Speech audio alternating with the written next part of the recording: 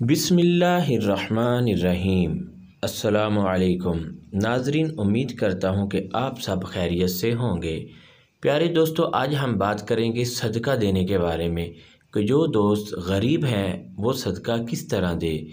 हज़रत अबू सईद खुदरी रज़ी अल्लाह ताला अन्हु हजूर अक़दस सल्लल्लाहु अलैहि वसल्लम का ये इरशाद नकल करते हैं कि जिसके पास सदका करने को कुछ ना हो वो यूँ दुआ मांगा करे, अल्लाहुम्मा सल्ली अला मुहम्मदिन अब्दिका व रसूलिका व सल्ली अलल मुमिनीना वल मुमिनात वल मुस्लिमीना वल मुस्लिमात।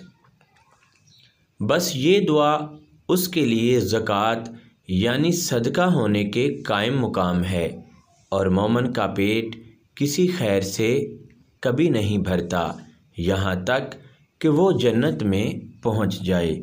सुभान अल्लाह। दोस्तों, कितनी आसानी अल्लाह करीम ने हमारे लिए पैदा की है, तो हम सब को चाहिए कि रोज़ाना दरूद शरीफ लाजमी पढ़ा करें, क्योंकि ये सदका भी है और बीमारियों से हिफाजत भी। अल्लाह पाक हम सब को अमल की तौफीक अता फरमाए। आमीन।